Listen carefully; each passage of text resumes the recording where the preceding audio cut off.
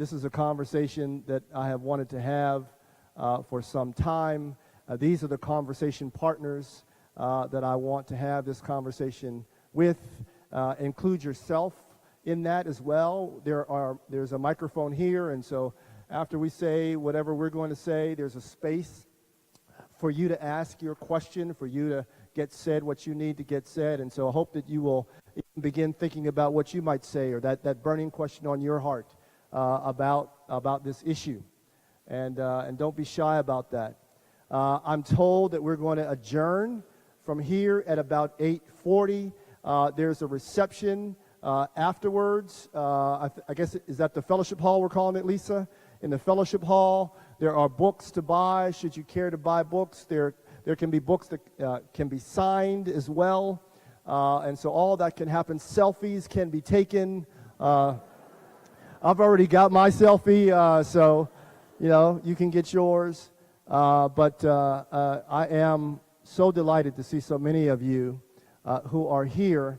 A couple of people, I think I'm going to run a risk here and just call out a couple people. Where's Chaplain Bishop at? Chaplain Bishop is here. Chaplain Bishop has been in this kind of ministry for a very, very, very long time, and she's been a real door opener for...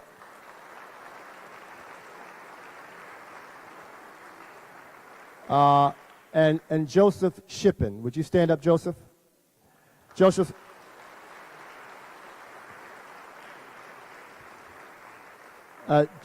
Joseph Shippen has been so gracious to allow me to visit death row with him over the last couple of years, and to show me the ropes and to put me in touch with some of God's children who are behind bars, and to him and to Chaplain Bishop and others here who I have the good fortune and awful fortune of standing with in the middle of a pine field in Jackson, Georgia with too often before the state of Georgia puts people to death.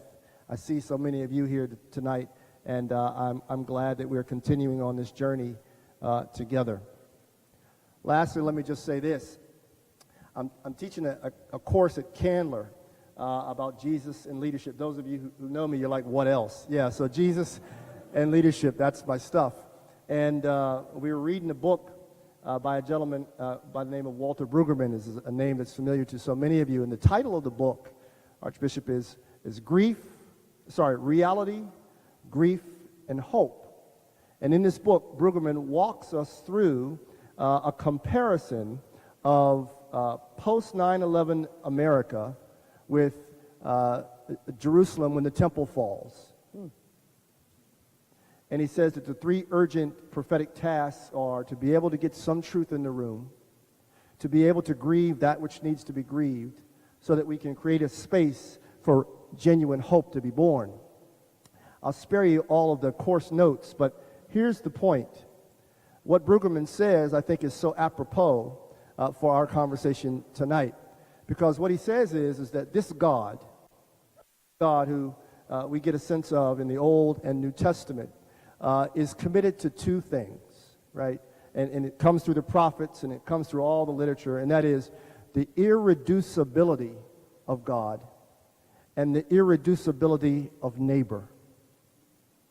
And I think that's what we're talking about here to some degree, that the people of God need to stand up and say that those two covenantal pieces still are apropos in the 21st century, that God is God, and that neighbor has dignity, even if neighbor finds his or herself behind bars having committed heinous acts. And so, with all of that, I say to you again, welcome. We're so glad that you're here.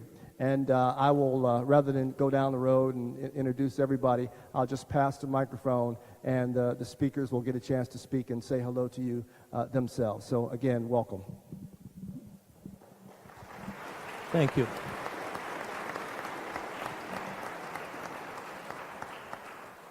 Thank you, Bishop Wright. I'd like to pay a special tribute to you. You were the organizing energy in this evening's event, and it is a great opportunity for me to join with you and other members of our ecumenical fellowship who share so many things. But this evening, what brings us together in a very special way is our belief that the imposition of the death penalty is counter to our faith as Christians and to the faith of many other people who may not be Christians but who share that belief. The Catholic community knows that in 1992, Pope John Paul II promulgated the Catechism for the Catholic Church. It is a compendium of Catholic doctrinal moral beliefs. And in Article 2267, the Catechism touches on the question of the death penalty. And at that time, in the Catechism, the Church's official position was that it was permitted but not to be preferred, if I can paraphrase. And then later on, Pope John Paul II issued the apostolic letter Evangelium Vitae, in which he pushed the envelope a little farther, and he said not only is it not to be invoked, the circumstances where it could be invoked are almost nil. And last year in October of 2017, Pope Francis pushed the envelope even farther, and he said that the imposition of the death penalty was contrary to the gospel. Now, there are we Catholics like to argue. Not us. Not us. Well, there's been a great deal of discussion, and it pivots on two dimensions. One, theoretically, is it possible for a state to have the authority, the authorization to impose the death penalty? And from a practical point of view, even if it did have the authority, should it ever do so?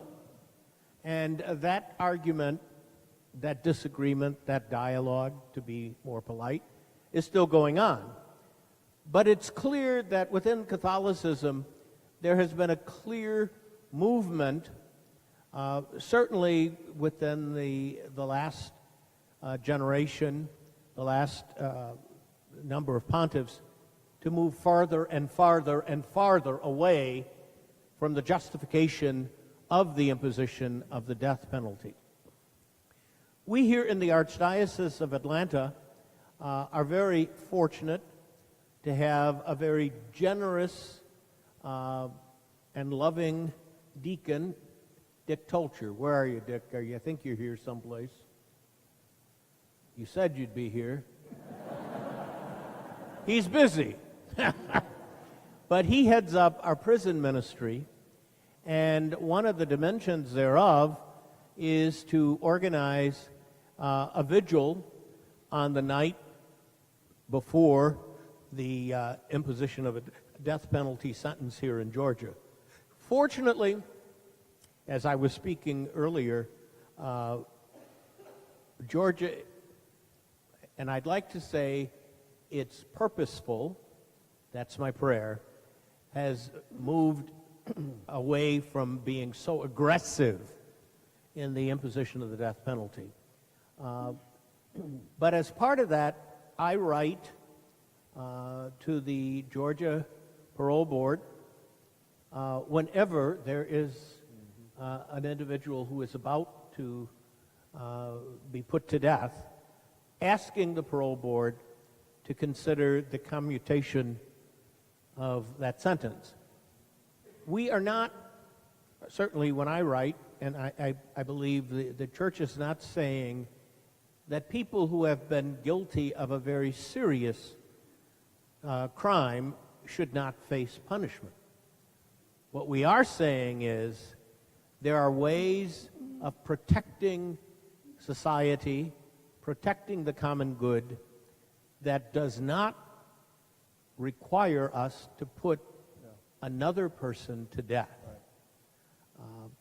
And that's a very important statement, because I think it's part of our belief in the dignity of human life.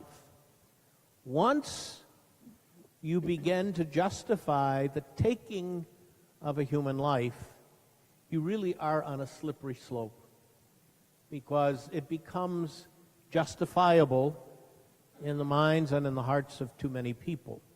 So from our Catholic theological moral position, our pastoral local position, we are lobbying and certainly praying, perhaps I should have said that first, that our state, a wonderful state, I'm from Chicago originally, but I have fallen in love with Georgia. There you go.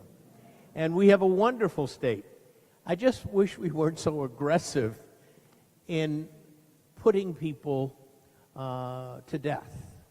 And hopefully we are moving more and more away from that. Now, it is my very great privilege to introduce Sister Helen Prejean, who probably needs no introduction, because her work has brought her to the forefront of the question of criminal justice and those who are advocating the dismissal of the death penalty. Sister is a member of the Sisters of St. Joseph of New Orleans. And as soon as she talks, you'll know she's a New Orleans lady. But even without her clear Louisiana accent, she is a bright light in our society as she keeps lobbying and reminding us of the dignity of every human life, even the lives of those who may have done terrible, terrible things. Sister Helen, anytime you are in Atlanta, we are better for it. Welcome.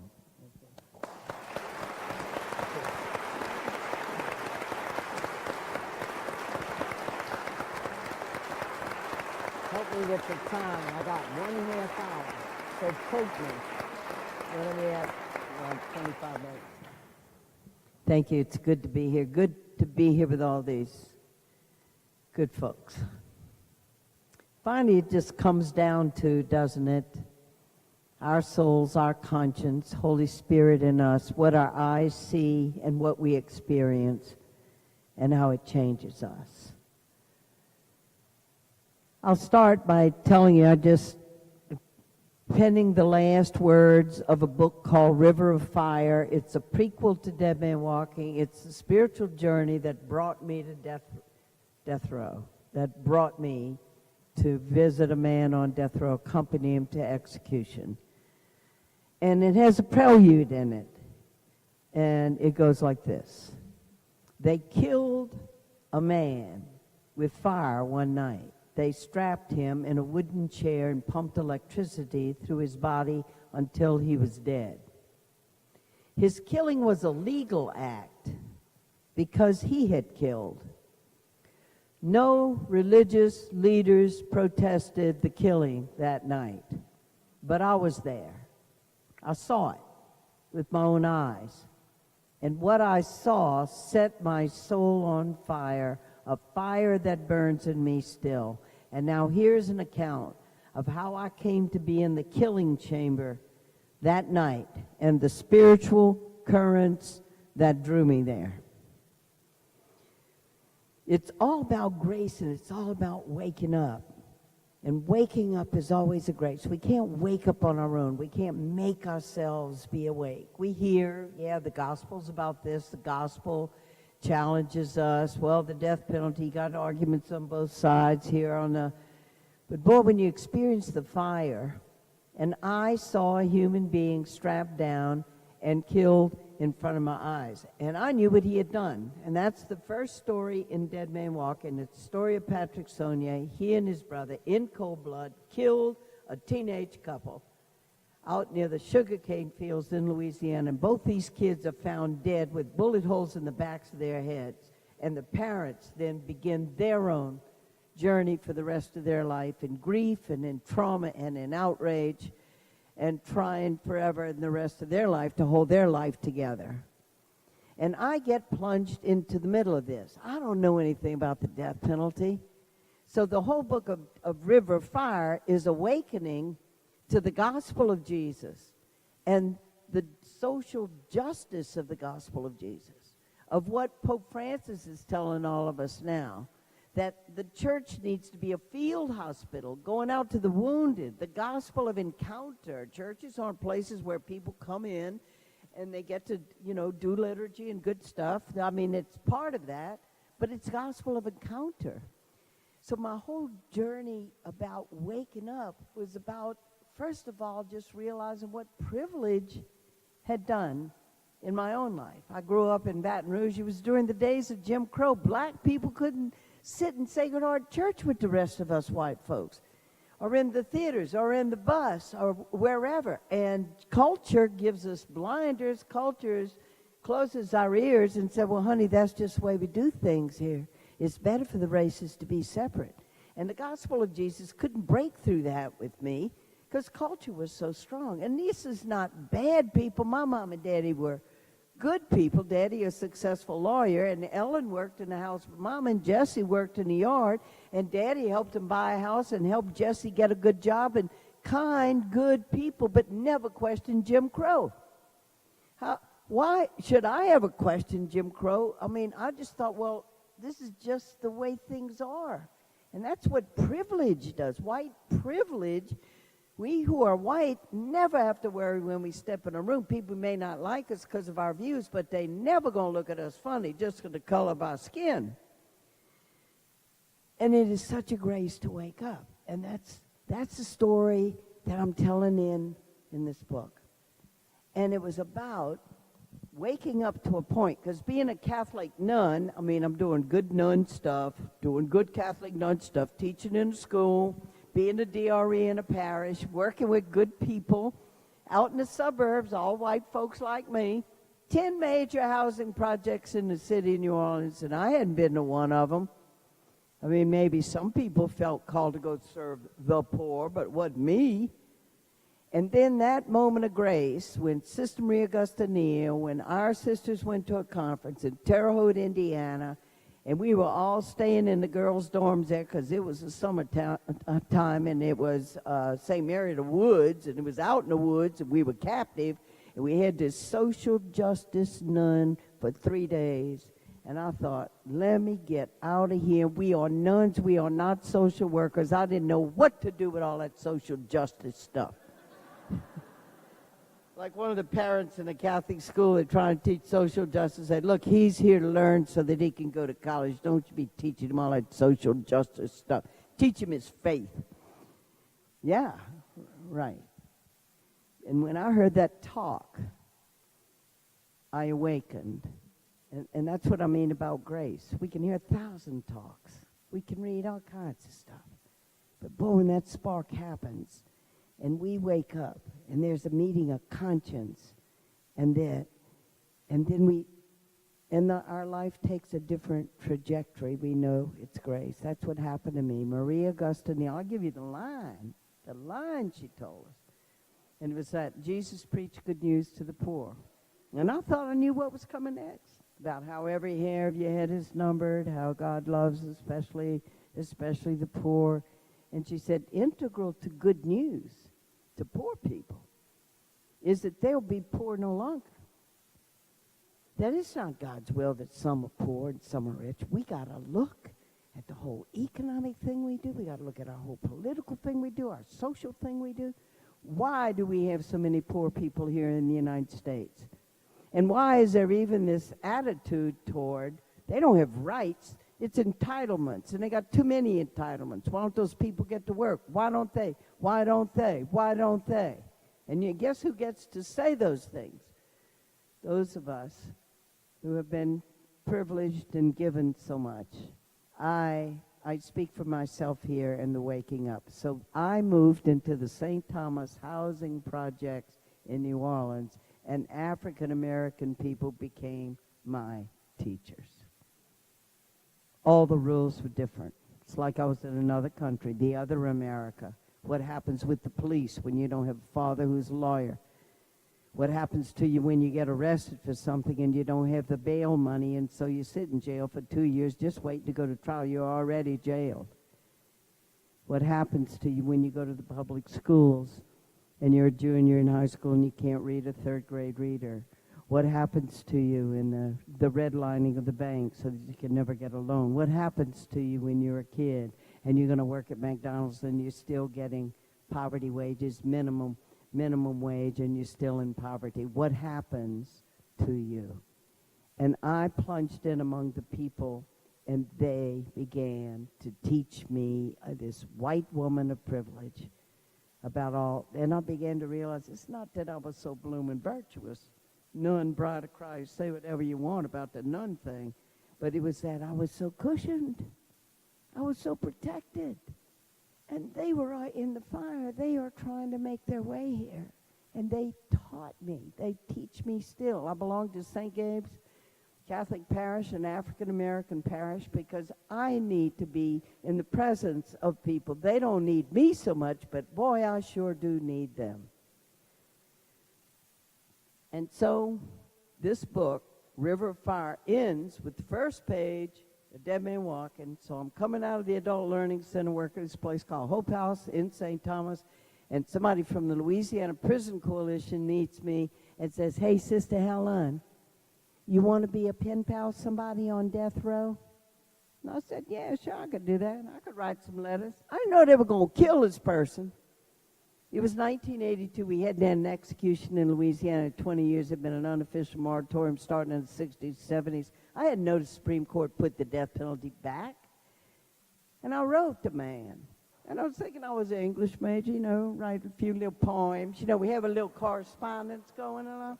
Boy, and my little boat hit a current. Next thing you know, we are in the rapids, and we are in this waterfall. And that's that scene I describe in the prelude when Patrick Saunier was electrocuted to death by the state of Louisiana. And along the way, I began to learn about the law. I began to learn about Catholic teaching on the death penalty. And I began to learn about human rights.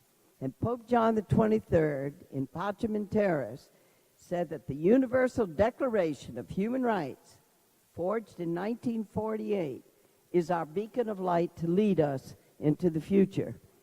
And human rights, the principle, inalienable human rights. Article 3 is the right to life. Inalienable means it can't be alienated away from the person. Simply because we are a person, we have rights that can't be taken from us. In other words, governments don't give rights to people for good behavior, and governments can't be trusted to take away these rights for bad behavior. And as Amnesty has documented over and over again, whenever you entrust to a government that it can be the arbiter of life and death of its citizens, and it's going to set the criteria, and it's going to set the way that you're going to do it in the courts, they are never going to get it right. And then the starkness of that act. Okay, here's somebody guilty, and now they've done the crime, so now they're going to pay for it, so now we get to execute them. And that's what happened to me, being brought into the fire of seeing that act. And so then that sealed me in human rights as the way, and that it has to be principled opposition to the death penalty. When you have in your principle, maybe we're going to allow the state, maybe we're not, we'll be a judge of that, it's going to be rare, it's going to be this or that, you've already lost the bedrock, because it's got to be that human beings cannot be subject to governments deciding that some of them need to die for their crimes. And you look at the history that it's always going to change what the crime was. When I was growing up in Baton Rouge, we had a portable electric chair in Louisiana. Straight down the street from St. Joseph Academy on Broussard Street was the jail where they'd bring the portable chair in to electrocute people for their crimes, for the crime of rape. And it was always black, male, kids, young people. For the rape of white women, the rape of black women wasn't even a crime.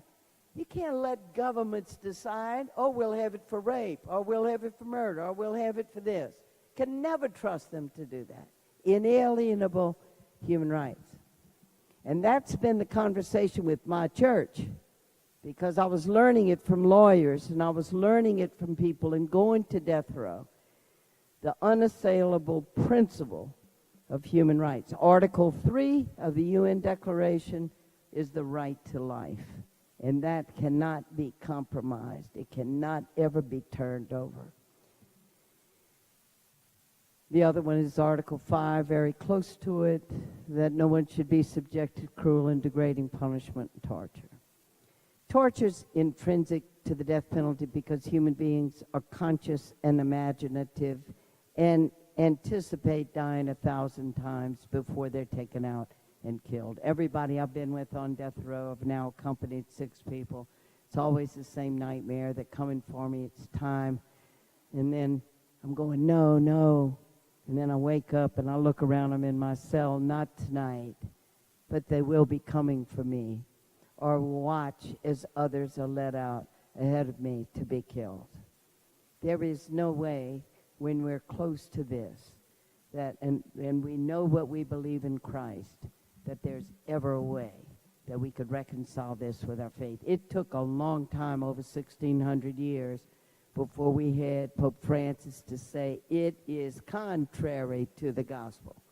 So we're not going between this little thing of the principle here, or maybe in this case, or maybe that. Bedrock against the gospel.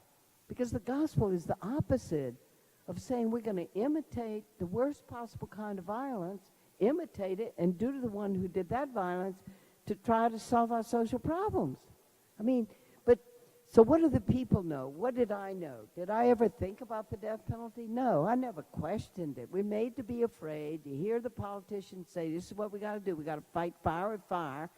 And then you start getting the death penalty, and then it starts getting practiced. And then you say, oh, look at the terrible crime. Oh, look, justice was done.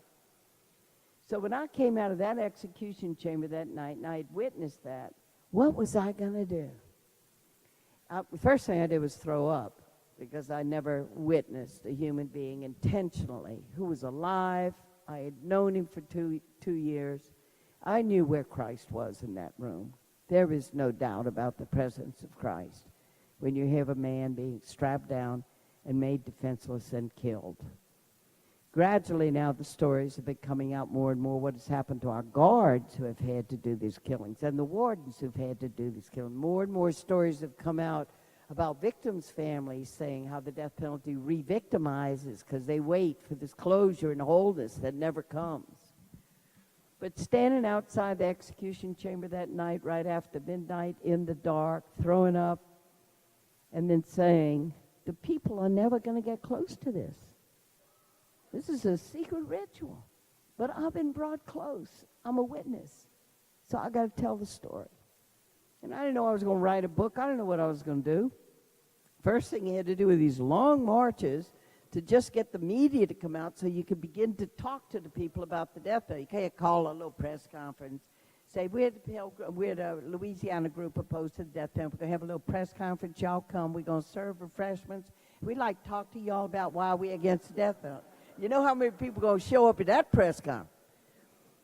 And when I got into that Atlanta airport today, I remember in 1990, we did a 2-week walk from death row in Stark in Florida to the Martin Luther King Center, Atlanta here, came into Atlanta, and we then were carrying 90 coffins. That's how many people have been executed in 1990. 2 weeks on the road. Anybody who's done a long march, there's the theory of it and how beautiful it looks on the flyer and all, and then you get out on the road with each other. I was so tired by the time we got to Atlanta after that march, I fainted the next day. and got home, and there was a letter waiting for me from an editor of Random House saying, like to talk to you about a book. And I wrote then, Dead Man Walking. I said, there got to be something easier than doing these marches. I mean, really. No, I mean, really. No, I mean, the gift of that is you meet great people like Murphy Davis and people doing the real stuff. I mean, all the real people that are in there, the lawyers and the people in there. And so the conversation then began, what am I going to do? Well, I'll write a book. And here you go. You want to talk about Providence. Book comes out in 93. The 90s, we were talking, huh, Judge? The 90s were the time we did the most killings. It was when the American people, the average support was at 80% when Dead Man Walking. What is the chance of a book on the death penalty, Catholic nun, ever make an impact?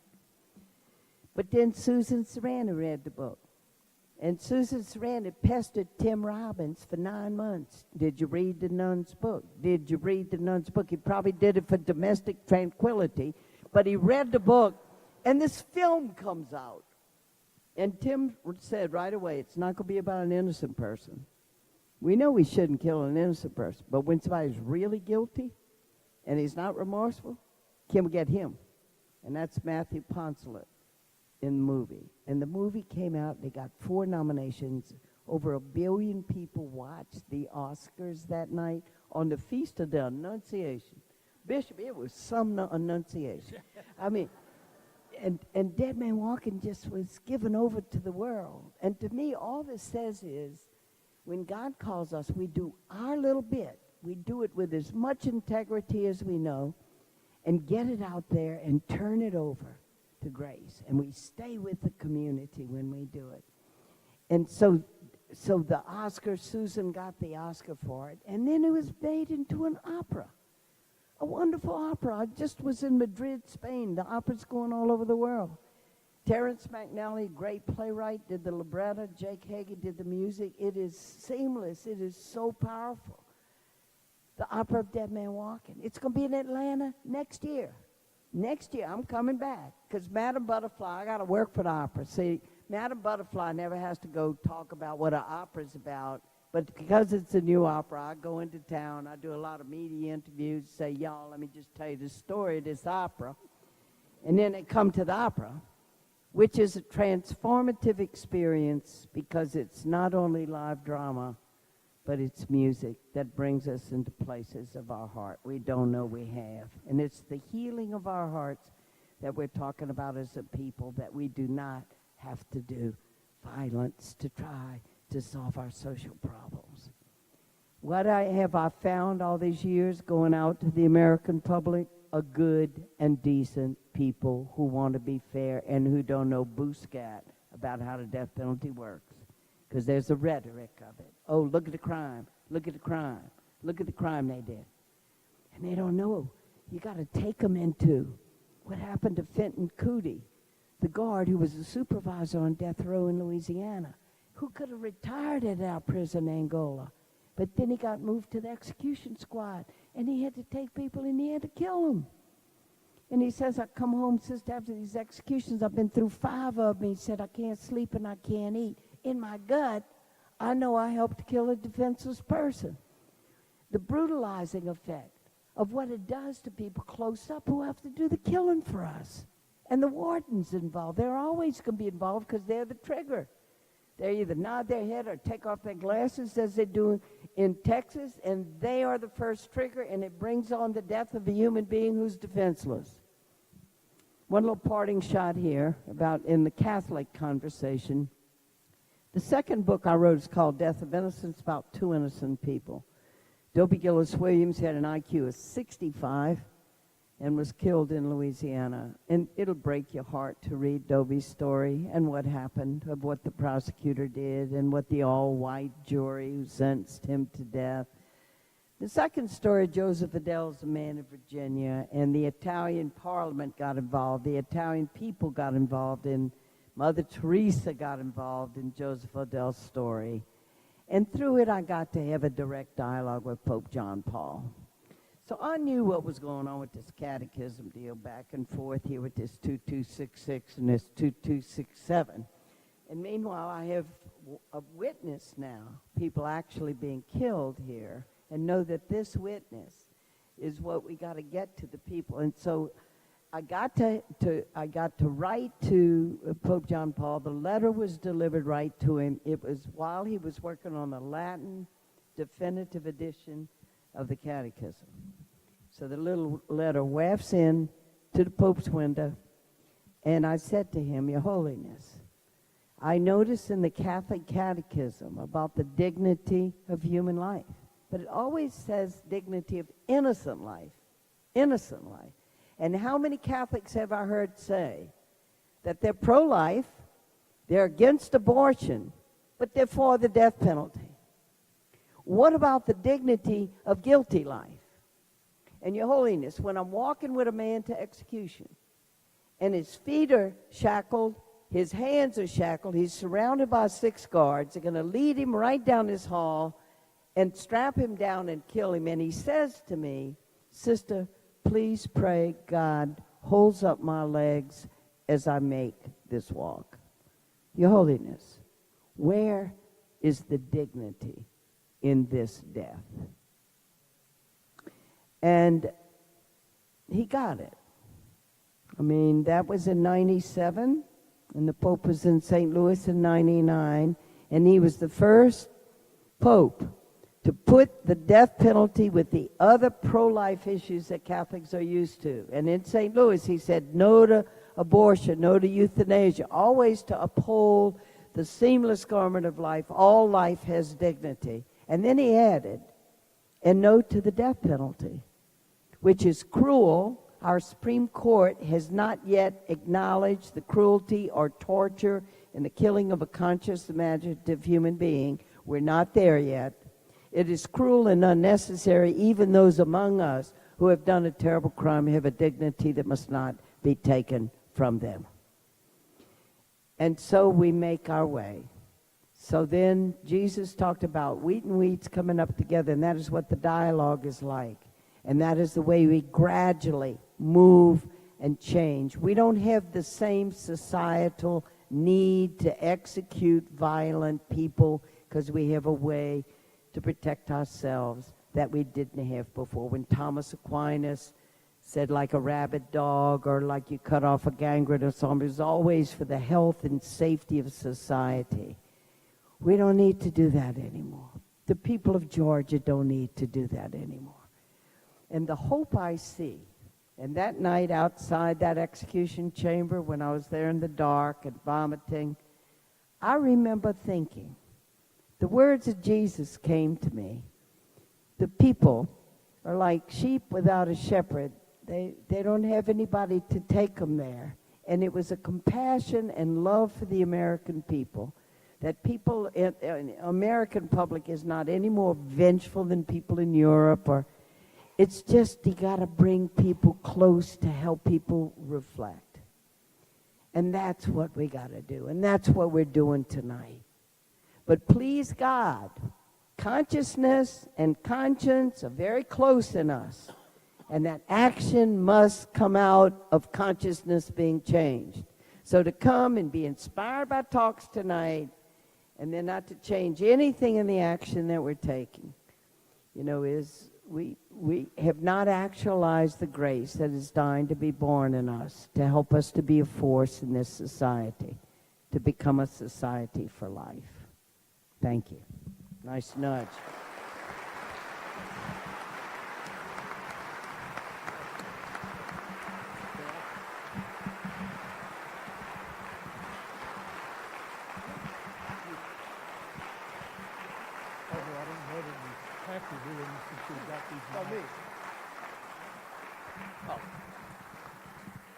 Well, I have the unhappy task of trying to follow Sister Helen. Look, I don't have a whole lot to add, really, before we get to the legal geniuses sitting to my left.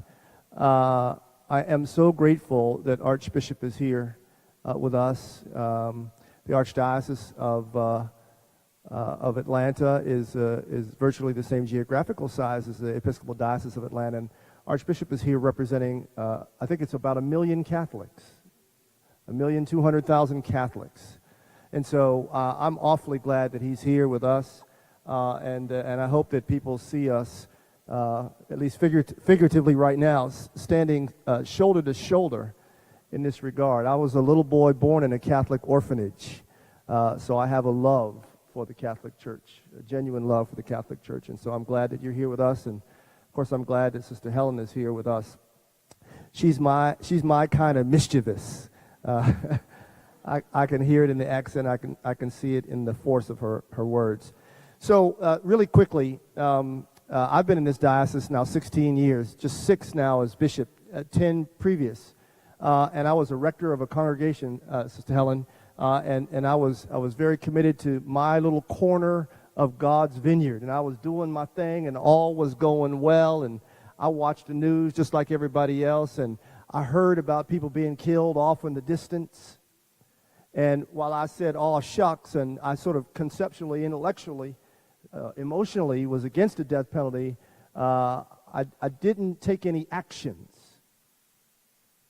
And I knew about all these folks who were being executed, and that was them, and I was doing my thing.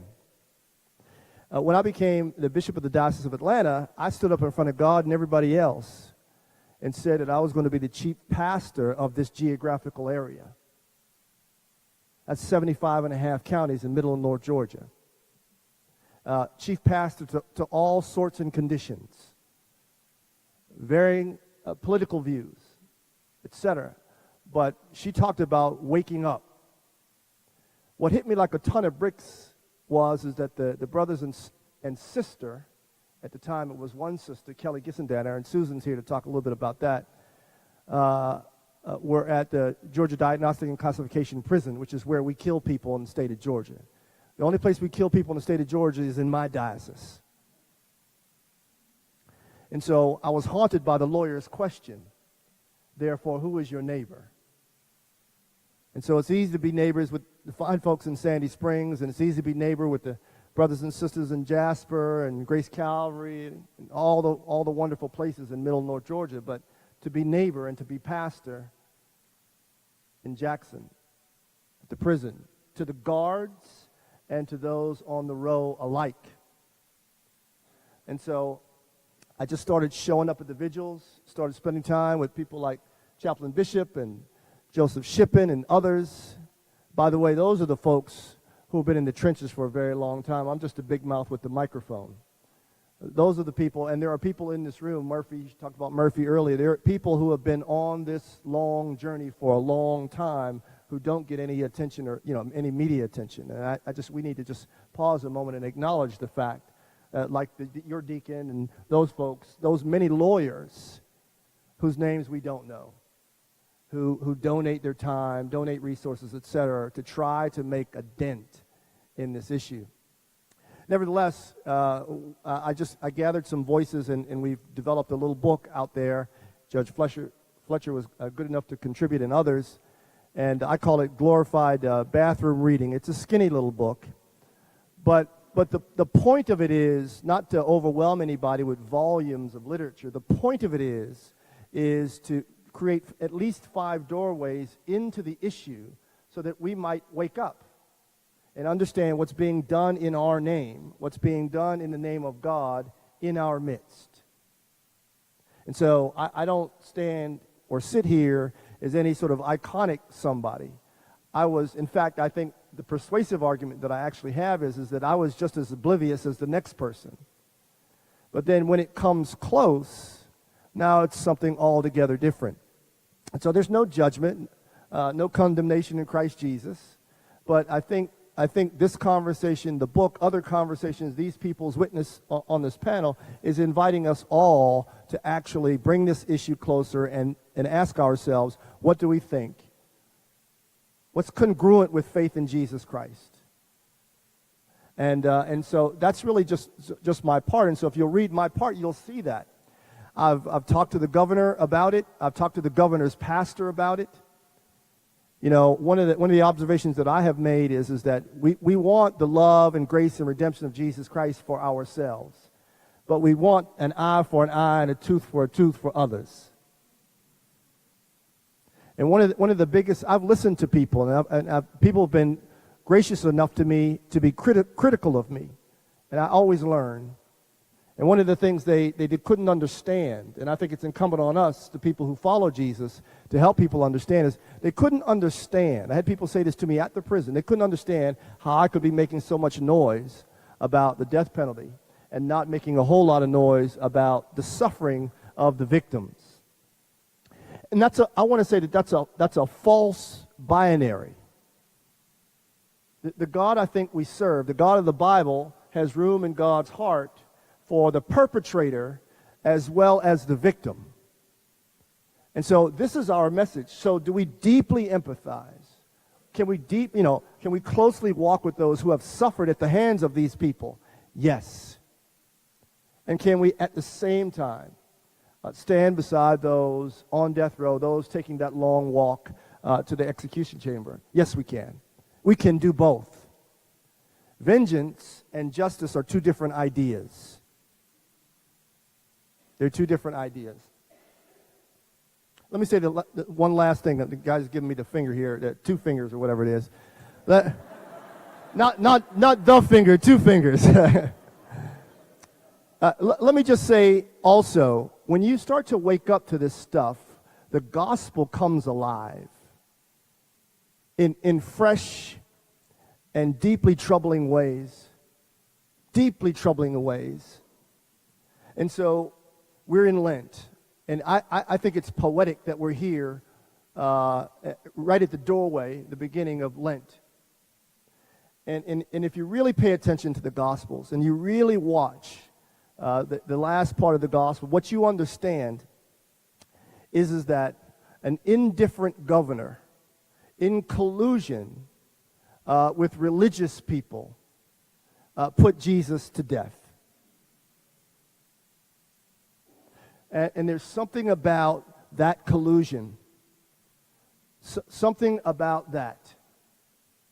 And they did it all in a hurry so that they could all get to church on time.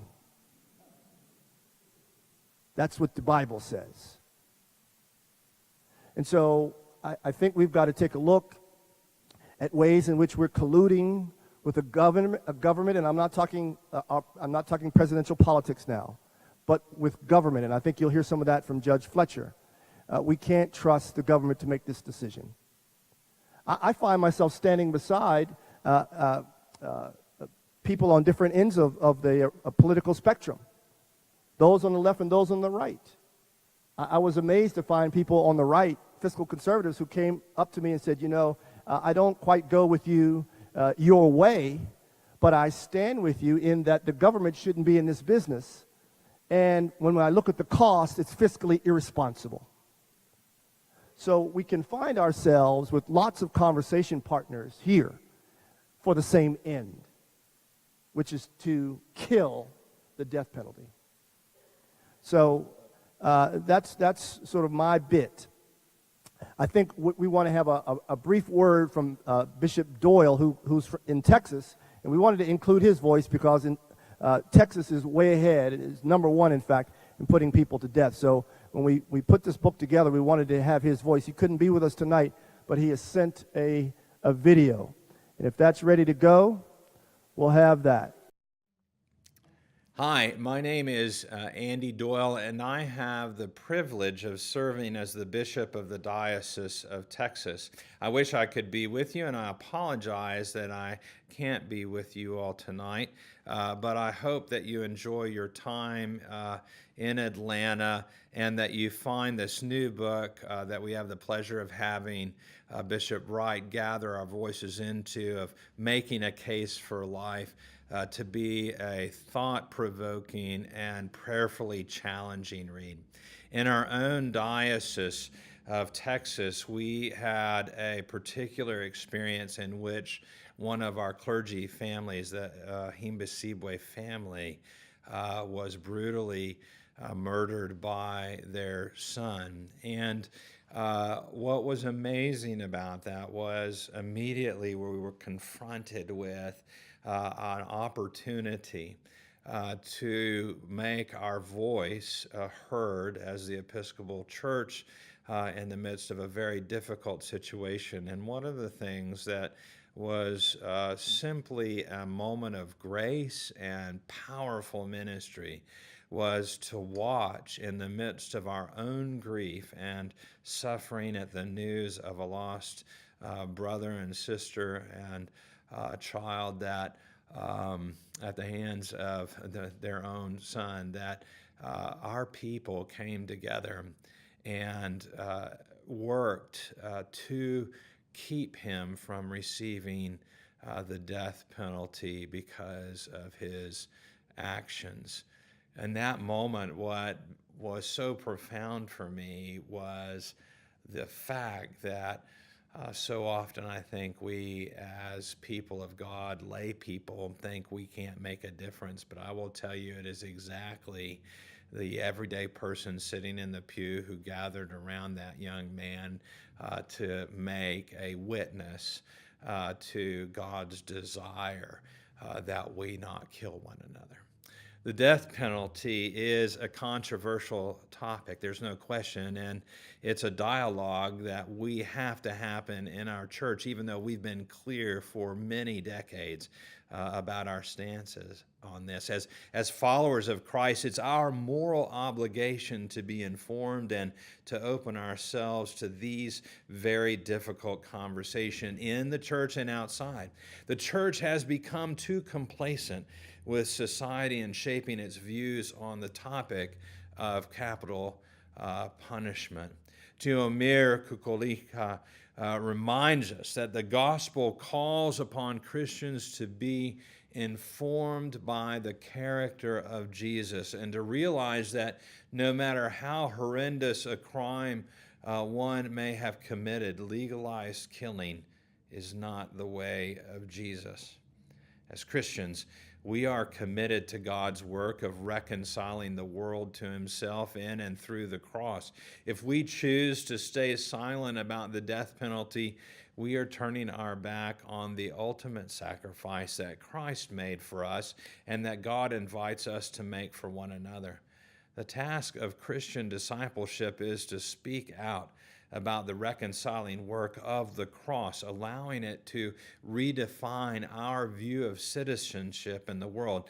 It's not the work of the Christian community to figure out how to live with the death penalty, but instead to foster serious conversation about the abolishment of this practice. Thank you, Diocese of Atlanta and Bishop Wright, for your invitation and your commitment to the work of abolishing the death penalty. You're an example to many, and my prayers are with you and with all of us as we as a church continue to work for reconciliation and justice in the world. I appreciate being here tonight, and I'm honored to be with all of you. I want to focus my remarks tonight on redemption and forgiveness. Okay.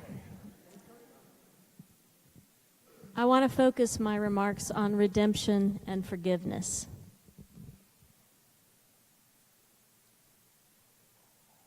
I was privileged to represent Kelly Gissendanner for 14 years and to witness the process of her transformation to a place of real redemption and personal faith, finding her way toward God in a way she never had before. She initially, I think, was very reluctant to even start down that road because she didn't feel that she was worthy, that God's grace and redemptive power would reach to someone like her.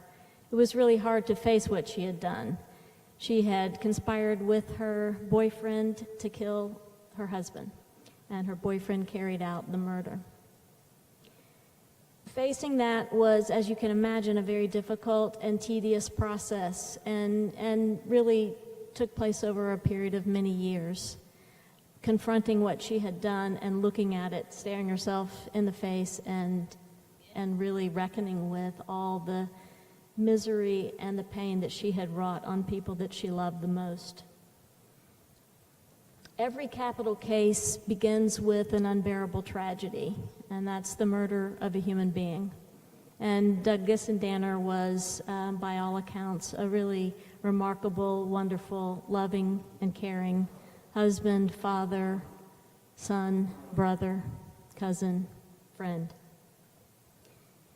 Too often in the judicial process, in a death penalty case, the needs and the concerns of the families are forgotten or cast aside. You heard Bishop Wright reference that just a few minutes ago.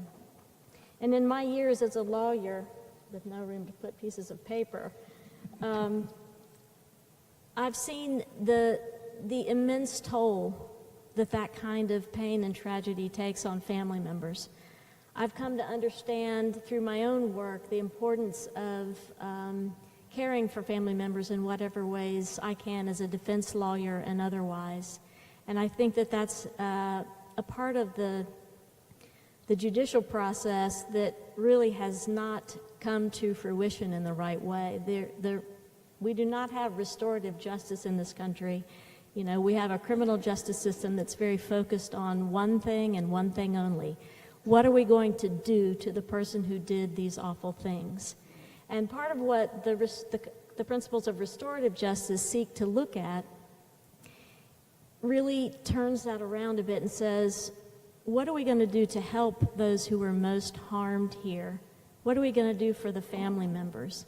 And I so concur with Bishop Wright that these things exist together at the same time. We can care for people on both sides of this really horrible human tragedy, and indeed we really must do that.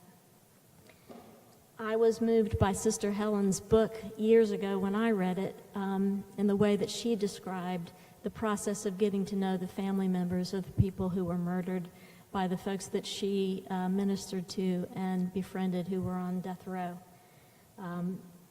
So in a case like Kelly's, where the murder happened within a family, it's especially complicated and difficult to bring about some sort of reconciliation within the family.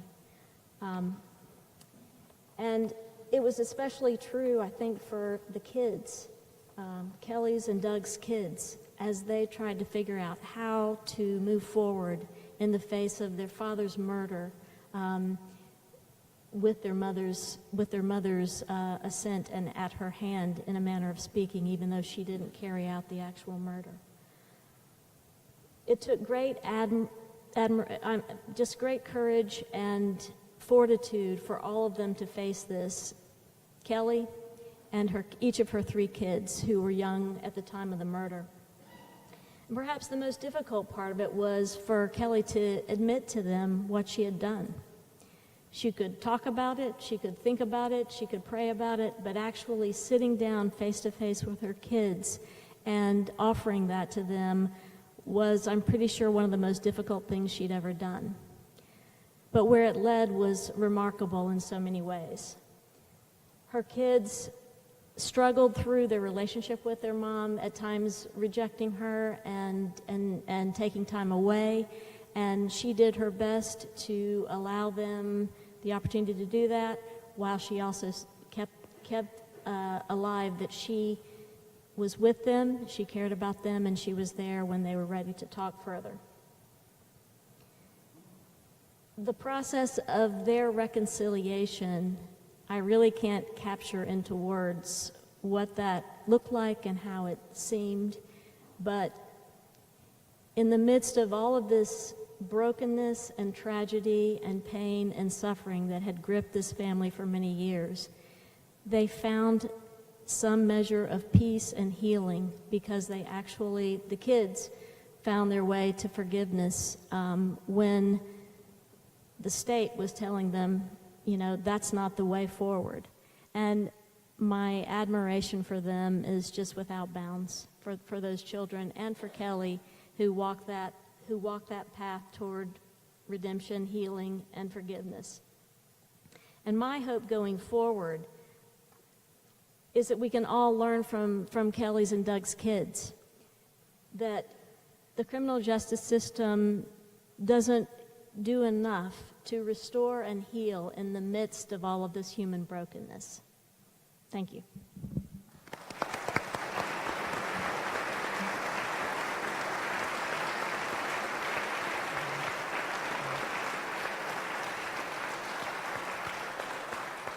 Let me go ahead. You go. Okay. All right, I'll be very brief. Many of you know my story. Not everybody knows who you are. Just tell me who you are. Yes. I'm Norman Fletcher. I served on the Georgia Supreme Court from January of 1990 through June of 2005. The last 4 years, I was Chief Justice. I had not dealt with the death penalty much in years when I went on the court, so it was quite a learning process of the new, so-called new system that we had in Georgia. During the first year, I became very shocked at the quality of legal representation that was evident by the time they were appealing these cases to the Georgia Supreme Court. I became shocked to see how arbitrary things were as to, in many areas, death penalty was never sought in murder cases. In some of the jurisdictions, it was sought in practically every murder case. So whether the death penalty was sought or it really became a roulette wheel of where did the crime occur. It certainly was not sought, at least it did not appear to me, it was not sought against people of wealth who committed the crime. It was very often, it was much easier to go after those that really could not afford a really quality defense attorney in this complicated process that we have in the death penalty process that was set in place by the U.S. Supreme Court when they lifted the moratorium in Gregg v. State of Georgia in 1976. At that time, I have no doubt that the majority of the court that reinstated or lifted the moratorium were well intended because they had all seen some problems with it, but they thought that they could devise a scheme or a system where they could eliminate the problems that they saw so much about it being discriminatory, arbitrarily sought, the problems with representation. They looked at the Georgia statutes and said, oh, we put some great safeguards in there that is going to make it work where it will be fair to all who come into the courts. Well, frankly, they were well intended, they were intelligent. I have great respect for the people in the majority, but the ones that really were right, it was right when they brought it up, was Justice Thurgood Marshall and Justice Brennan. They saw the flaws in it and actually said, if the public were thoroughly informed of the process and the liabilities of this process, the public would reject it. And they said that back in 76, and actually I believe they said it in 72 in the Furman case and I started looking and thinking about it. They were absolutely correct, because I have found that where people are informed and enough of us talking about it, and many of you have done it for years. I know that you are very dedicated. But when people are informed, they understand that it is an excessive punishment. We have another way of dealing with it. And frankly, I finally realized that after I left the court.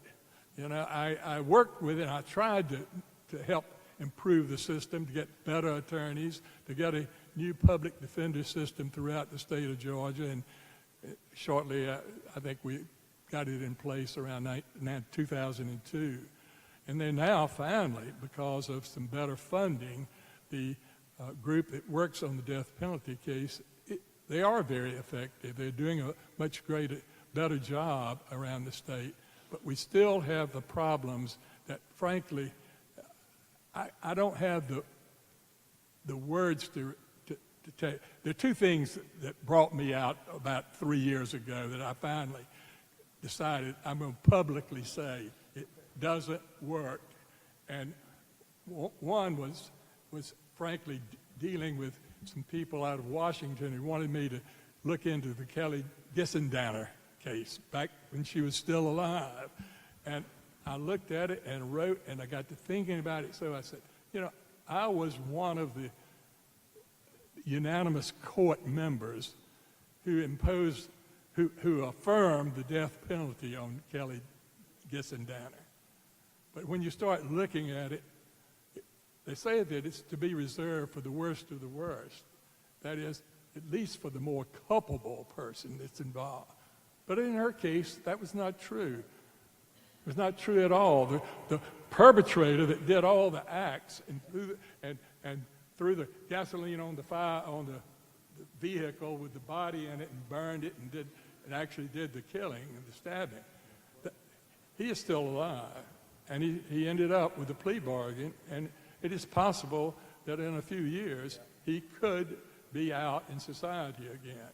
I'm not saying that he would not be capable of being redeemed and safe in society, but I am saying he was the more culpable, but the state of Georgia decided, no, we're going to get this woman. And with that, and from hearing this man right here, and hearing in a sermon in St. Peter's Episcopal Church in which Janice Brackenwright was speaking, that gave me the courage to finally say, enough's enough.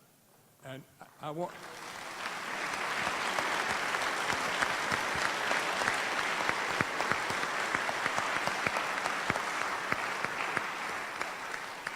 I will tell you that it is very important what the sister has said, what the bishop has said, and the archbishop has said. If we need to get out and tell the story, because when you tell the story, right now we more recently, have reached where, as I understand it, the polls have shown that something more than 50% of the citizens of this country now are opposed to the death penalty. If we can get that, and this is just my assessment of it, but if and when we can get that to 60% of the people in this country, I don't think the U.S. Supreme Court can any longer dodge the issue. And at that time, they can use the 8th Amendment of the United States and the 14th Amendment to abolish the death penalty as being a violation of the 8th Amendment of cruel and excessive punishment. So it's very important for everyone here to speak out. And I was very shocked after I did publicly do it, to hear from people, lawyers that I had known in Canada, on the West Coast, all around.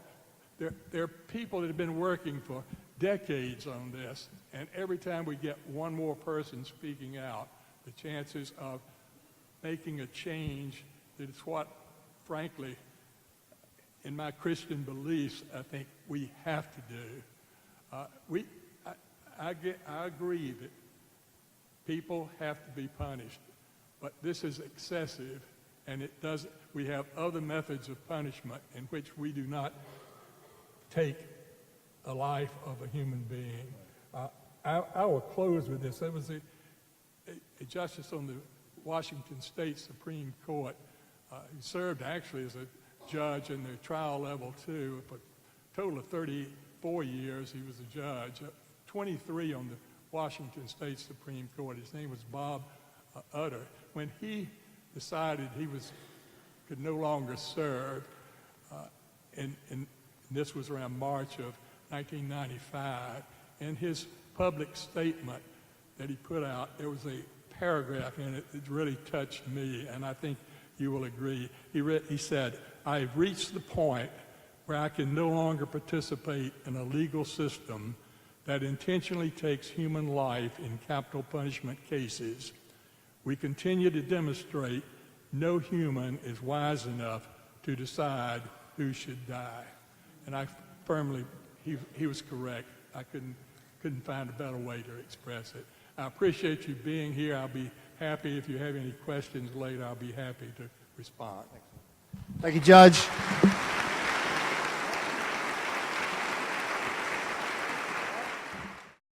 We really would love to hear from you, and so maybe just your name, where you're from, and have at it. Dunwoody, Georgia. Hold on just a second. I'm not sure you're. Am I getting through? Is he on? I'll be louder. Real James close. Langford, Dunwoody, Georgia. This is for Archbishop Gregory. Does the National Council of Catholic Bishops file amicus briefs in the Supreme Court espousing and emphasizing what you talked about no death penalty? My count is there's 4 Catholics. The Conference of Catholic Bishops has submitted a number of amicus briefs over the past several decades, actually, calling for the abolition of the death penalty. Obviously, specific cases generated the amicus brief, but we're on record as clearly opposed to the imposition of the death penalty, and have said so, in effect, multiple times. Phil Thompson. I direct the Aquinas Center of Theology at the Candler School of Theology at Emory University. And just a very quick plug for Sister Helen's movie. We're going to be showing it on April 10th at the Candler School of Theology. And we'd love to have everybody in here because we're going to have a discussion afterwards. So I know that's a shameless plug, but it is related to this particular thing. My question for the panel, which was excellent, by the way, is this. How do we communicate with those who are conservative or moderate who oppose the death penalty? I think most people in here, I think most liberal and progressives that have run against or against the death penalty, they're sold. The question is, how do we get to that 60%? How do we convince those who are wavering? It has changed, by the way. When I first started working on this issue 25 years ago, you could hardly find a person who was opposed to the death penalty. Now there's greater openness, but we still haven't kind of closed the deal to make sure that we never have this happen again. So perhaps there are thoughts on the panel. Sister Helen, maybe? How do we get to the 60%? Convince those who are conservative, those who are... Well, always the opposed. conversation is going to be with people who buy into the death penalty, at least at first blush, and just say, yeah, this is something we got to do. It's interesting, when I was doing the book of Dead Man Walking, Jason Epstein, he said, look, and this was in 1990, in the early 90s, he said we could divide the people up. 1/5 of them are the ones that belong to Amnesty International, in principle are opposed to all executions. The other end, I don't know how to put the percentage, but Jesus, Martin Luther King, Gandhi could be with him on a desert island for 6 months and they're going to say, fry him. I mean, because they're so vested in it. But the majority of the American public, because they have not reflected on it, as you were pointing out, Judge, about Brennan and Marshall, both said if the American people can get close to this and see it. And that is what I have found. So we got to think of a lot, 1,000 ways to have these conversations with people. The adult education thing in churches, study groups, book groups, and then to translate in some kind of way into action, like church groups, to write to people on death row, to reach out to victims' families that have been hurt, to do the concrete acts that are part of conversation in this. All this, I think, contributes to the whole conversation. And then when there's been a terrible murder, and we know that there's a prosecutor prone to go for the death penalty, that's when the voices of the people have to be in there saying, don't seek death for us, so that it can make a difference right at that level so a death penalty is not imposed. Those are some of the things. And letters to the editor. Never underestimate reflective letters to the editor out into the whole community. Anybody else want to add to that? I'll just say this. I found when I spoke, the second time I spoke on it was at the Rome Rotary Club. And it was amazing the people who came up to me after that and said, I'd never thought about it. Yeah. And I had people stop me on the street 4-6 weeks later saying, you know, you were right, but they had never thought about it before. So every time you can get people to inform them enough and really start thinking about it, you're bringing a few more people along. And I think that's what it's going to take probably to get there. Thank you. I would add one more thing, and that's hearing the stories of people and sharing those stories in ways that so people can connect to find the common humanity. And we do that, we learn from each other's stories. So keep telling the stories. I would also like to suggest that there are welcome opportunities when people who have been convicted of a serious crime and have been sentenced to death, but then later exonerated because of new evidence, DNA, that needs to be highlighted, because I think Sister said, and other members of the panel, our people are genuinely desirous to be fair. And if what we continue to discover is that there are death sentences that have later been overturned, our people will be less inclined to be so quick to impose it. That's right. I noticed that the line is lengthening, so we'll move along. Thank you. Yes. And I'll try to be brief. My name is Jackson Fall. I'm a member at Central Presbyterian Church downtown. As a firm part of that 20% that you mentioned, Sister, and the judge referred to, a former Republican who was firmly entrenched in the 80% that believed in the death penalty. And Father, you just touched on the fallibility of men, and I guess my question is mainly for the judge, because what influenced me most strongly, for example, the story of Reuben Hurricane Carter, who was sentenced to death along with an accomplice that were not guilty. The former Attorney General of the state of Virginia, who presided during a period that there were more death penalty cases and executions than ever before, made the statement that if you believe in the absolute infallibility of the judicial system, if you believe that men are perfect and that all men in that system and in government are free from corruption, then you can be in favor of the death penalty. That's what spoke to me, was the possibility that we get it wrong. And I'd just like to ask the judge, did that come into your current beliefs and seeing cases that maybe you saw that really should have been questioned? I know when you've already found through DNA and other, the Innocence Project and all, we know that at least 160 people in this country have been found not to have committed it, or at least exonerated.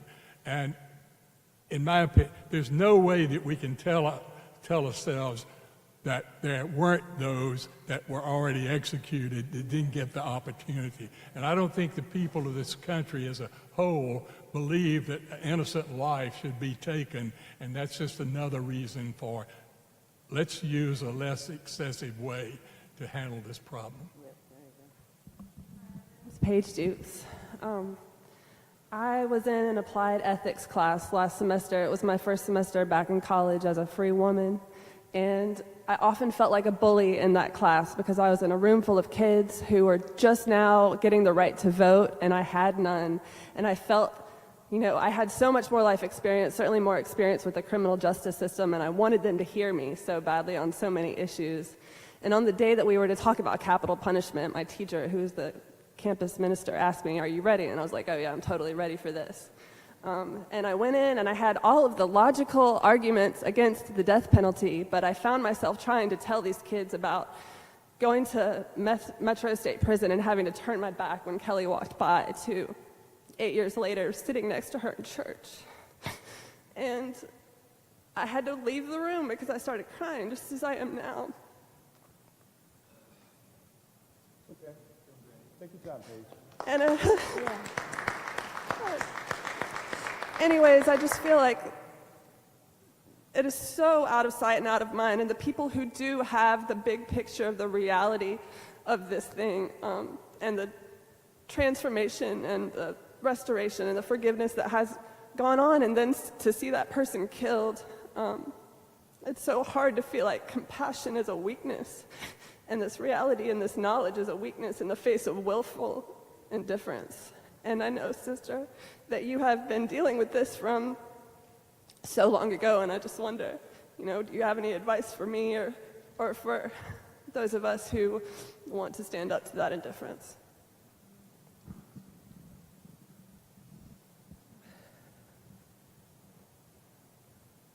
Is there a question or something? She just wanted to know, was there any advice you could give her as someone who's still dealing with the trauma of all that?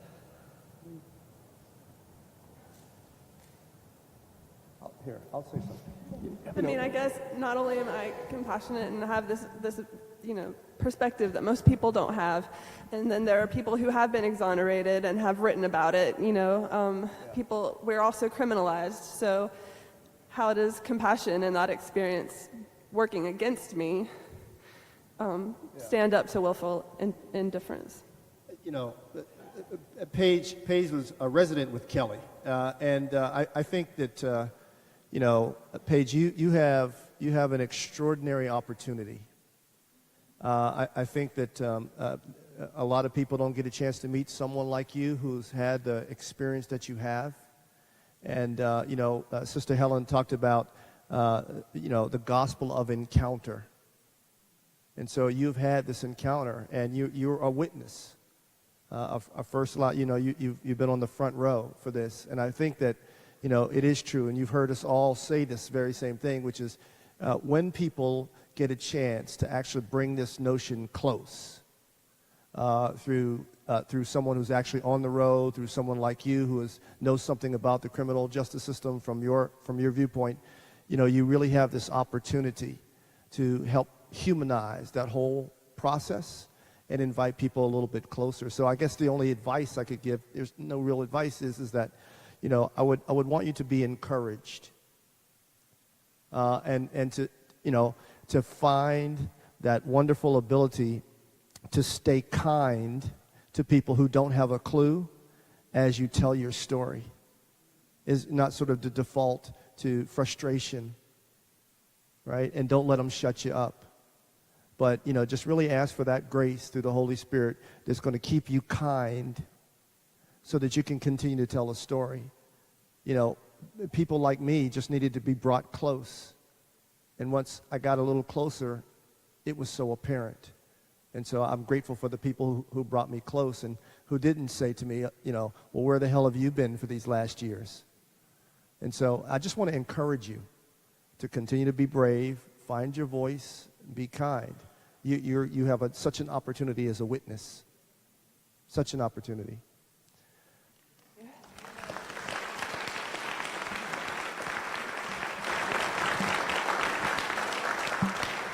My name's Al Graven. I'm just some guy. I'd like to take a moment to thank all of you for this, as well as the previous person who asked the question. That took a lot of courage, and I really appreciate everyone's testimony. I'm going to preface this slightly because, sister, you've already answered this question partly. Obviously, we will pray. Obviously, we will share this on social media. Obviously, we will have conversations with those we know and love, and even people we don't.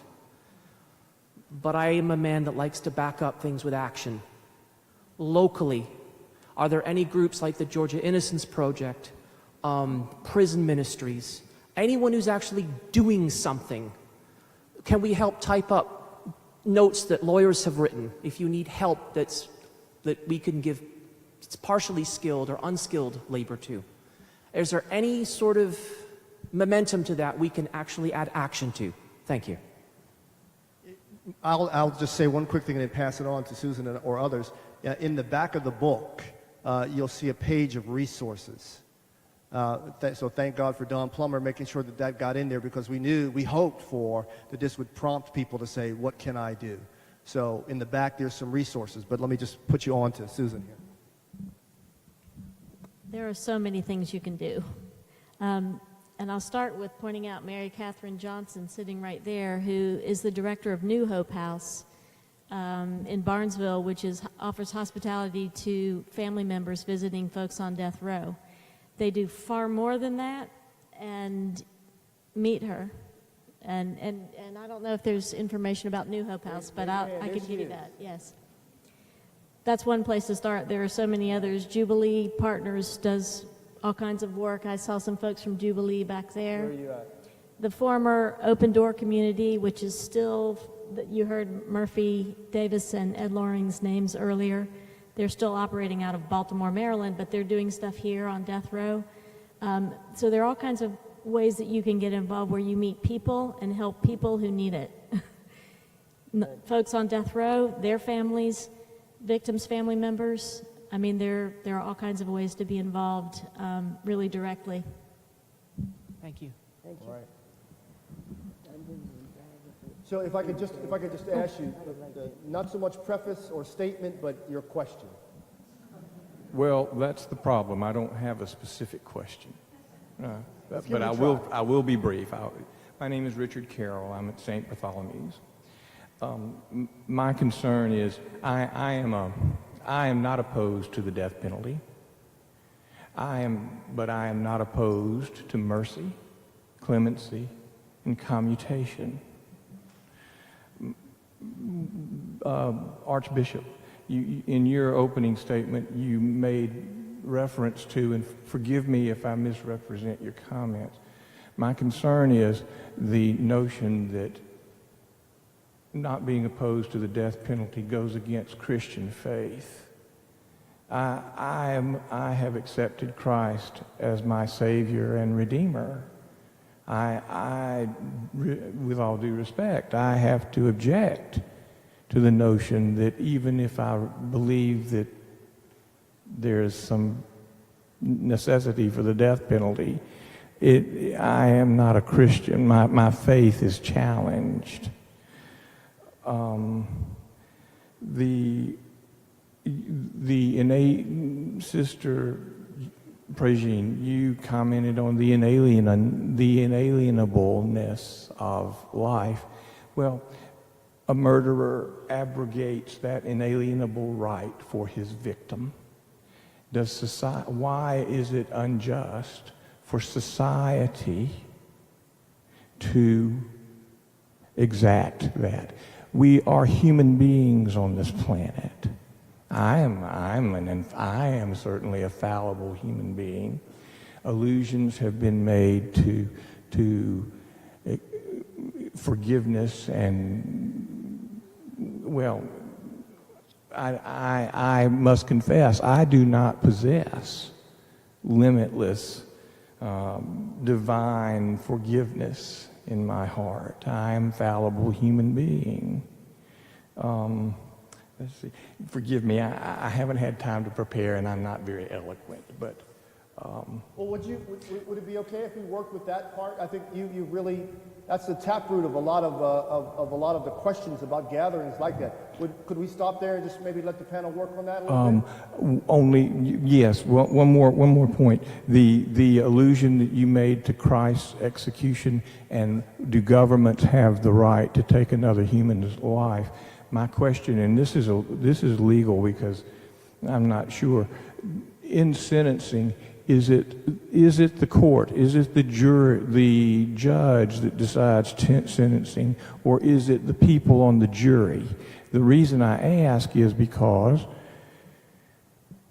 it's not always government that is deciding what the punishment is. It's the people. With reference to Christ, it was the people who executed Christ. The representative of the government had washed his hands of it.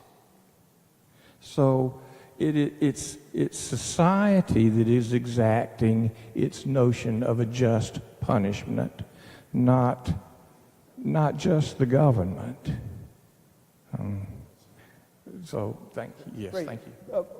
How about if we have Archbishop start there, and let's see what happens. Nail it on the first go round. I think in my opening statement, what I tried to say is that while, at least within my faith tradition, while we can acknowledge that the state, the government, the people, a jury, a judge, might have the authority to impose the death penalty. It might be within the legitimacy of a state to do that. What Pope Francis said is that theoretically it might be possible, but morally the imposition would not be in keeping with the gospel. So it's a theoretical recognition, but a moral claim that the imposition would run counter to the gospel. And I want to pick up one other thing you said. You said you're a fallible individual. I think that pretty well describes all of us. You don't have infinite patience, infinite mercy.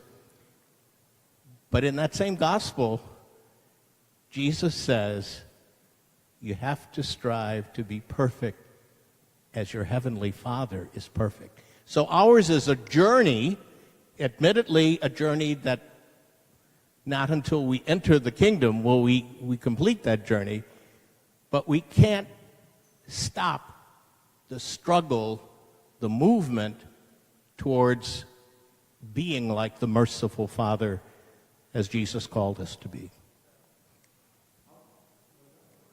I'll go. Mine is really a simple piece. I think Brian Stevenson's work, by the way, who endorsed the book, that's shameless. I'm sorry, I didn't catch. Brian Stevenson, his work, The Justice Project. I think the point that Judge Fletcher has made, 160 or so people already. I mean, I'm not sure how much more evidence we need. Is that we've gotten it wrong that we know of. That we know of. 100. I mean, this is me being a lawyer. That fact is not in dispute. So I think that we know that we've gotten it wrong 160 times. I think just one second. Sure, of course. I think it should ask, very reasonable people from all walks of life to acknowledge what Judge Hugo Black acknowledged many years ago, and that is the system is broke, and therefore broke, inoperable, and therefore we should banish it. I think that's pretty convincing data. I'm afraid in the interest of time, there's a line behind you. No, I was just going to say that is the most convincing argument to me in opposition. Thank you. Yes, sir. Yes, ma'am. Hello. Thank you very much. We greatly appreciate your being here. My name's Maggie Rousseau, and I am the director of the Disabilities Ministry for the Archdiocese of Atlanta. So if I mess up, my boss is sitting right there. But to the previous speaker, there is something currently that you can do here in Georgia, and I'd like to introduce Caitlin Childs. So shameless plug for some opportunities to get involved here in Georgia. Right now, there is actually a bill in the House to lower the standard of proof for people with intellectual disability who are on death row and are facing execution. In 2002, the Supreme Court said that you cannot execute people with intellectual disability, yet Georgia continues to do so. We have a large, diverse coalition of people who have been working to move this issue and get our state legislature to take action. We have a week and a half before we have to pass this bill out of the House into the Senate, or it's dead for the year. So we need everyone in in this room to please call your representative, tell them that House Bill 768 needs to be heard before the Judiciary Non-Civil Committee. If you want more information, please come talk to me. We also have some materials that are on the table outside of the room where the books are being Excellent. sold. So we'll be able to find you in the reception hall? Yes, I will stick around. Come find me. Thank you. Fantastic. We're moving along, and James, I think you'll be the last question. We're moving along in time. Go right ahead. Hi, I'm Margaret, and over the summer, I had jury duty, and at first I was really excited at this, idea of being, law and order or whatever, and then I ended up serving on a murder trial, and basically what had happened was there was this man, he was drunk, it was a drunken night of partying, a gun got involved, and he shot a woman during a fight, and after a bad encounter. And we found him guilty, and he was.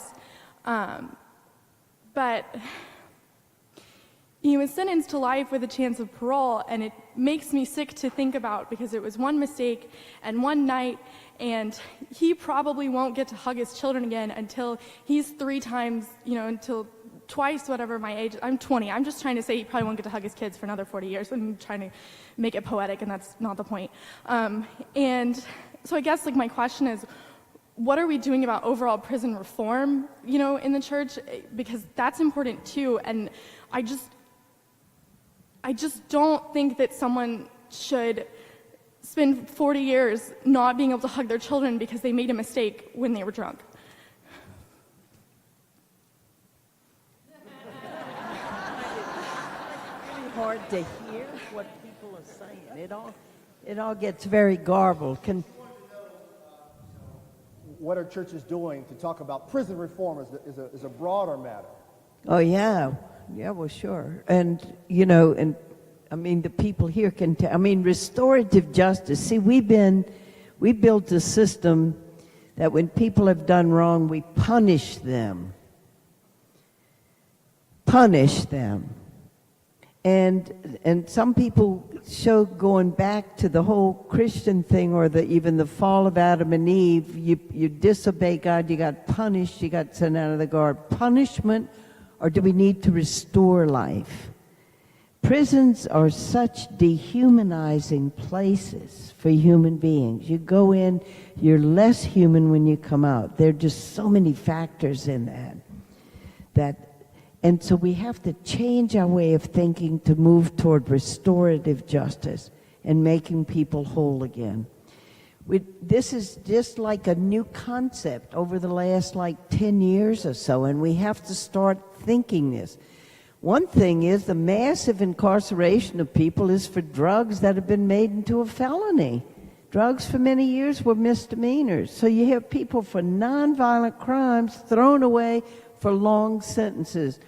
That needs to have reform of alternative drug courts and not sending people to prison for nonviolent crimes. That's a start.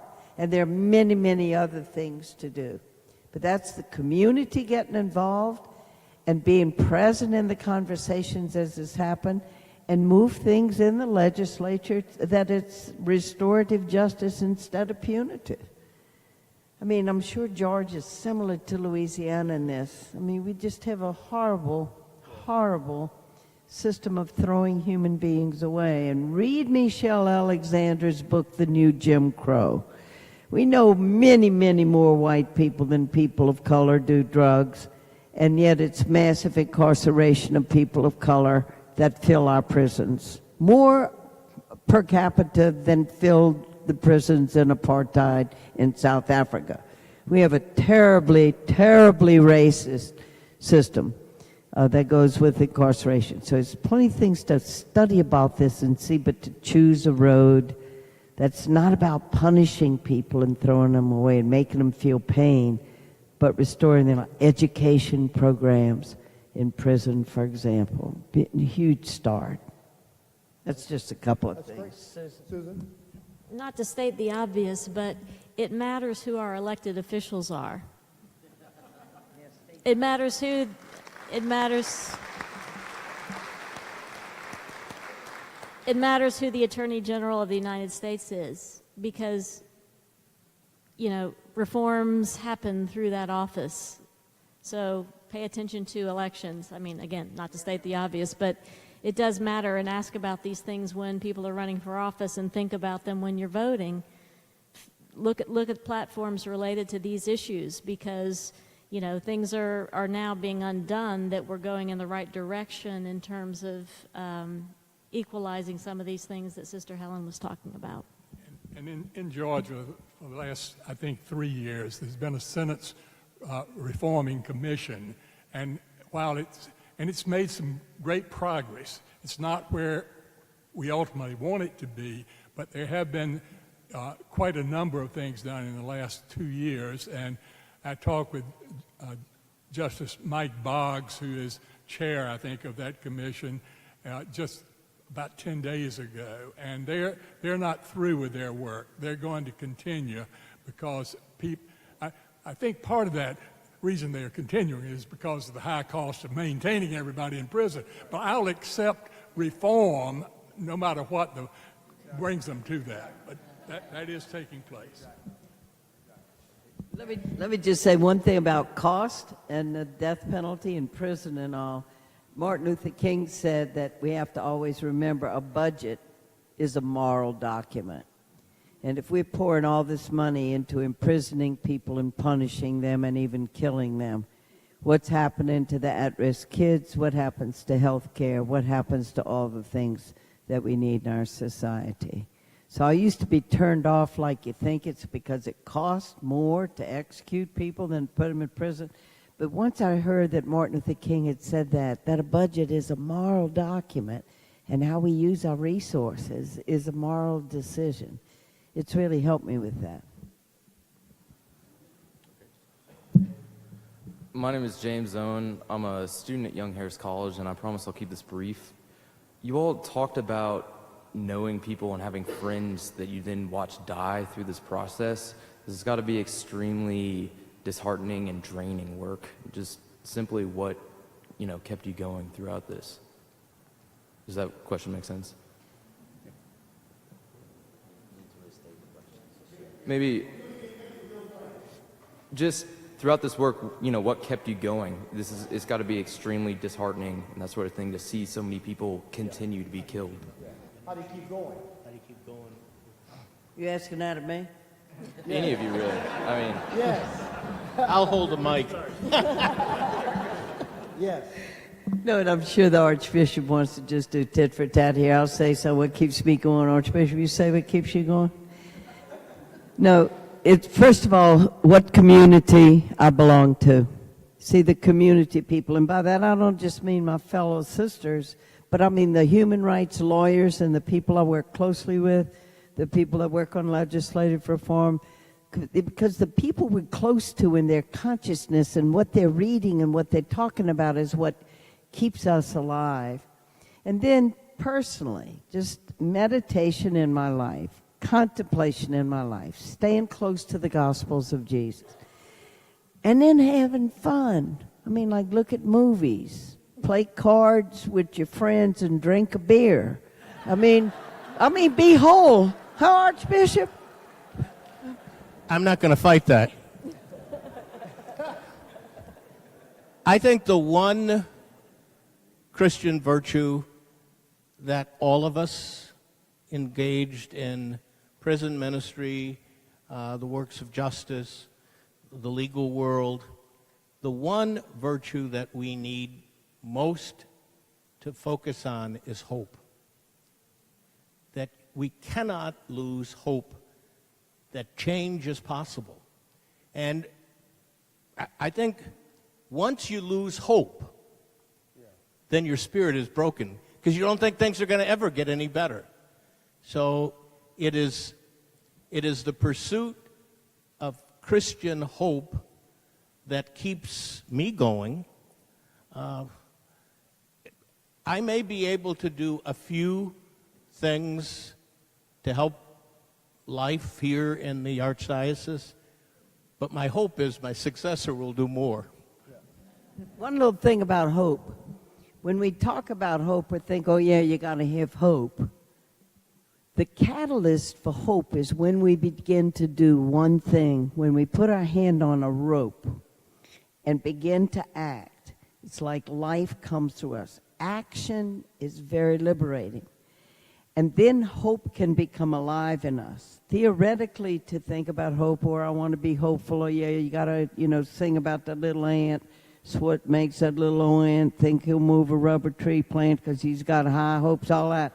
You can only sing those songs so long, but one action, as we begin to act, life courses through us. And what continues to give me hope is I continue to accompany a man on death row, and I go to visit him, and every time I walk out of there and see his courage and his life, it infuses hope into me because he's alive now. We're working that he could walk out of that prison because he's innocent. When you're active, then hope can be catalyzed in us. But if we're not doing anything, then it gets to be more and more dismal. I mean, especially given the state of where we are as a nation right now. If we are not involved in life projects with things, I mean, the news will do you in. Just listening to the bloody news will do you in, if you catch my drift.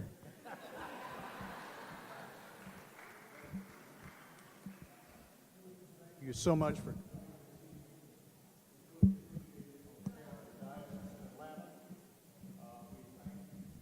Speak up. Here. That one works. On behalf of the Diocese of Atlanta, we thank you for being here tonight. We want to thank the Holy Innocents community for hosting this. Thank the Archbishop and Sister Prégine for being here, and our panelists. If you would, please give them a round of applause.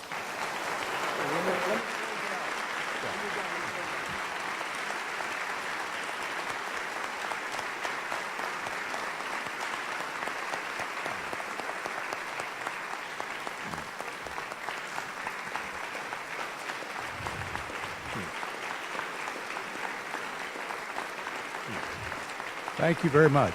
Thank you. Thank you. We want to invite you afterwards to please go to the parish hall. There is a refreshment there. There are also books, and there will be an opportunity to meet with and have books signed. One note of privilege, there is a credit card that has been lost. It is at the book sale table.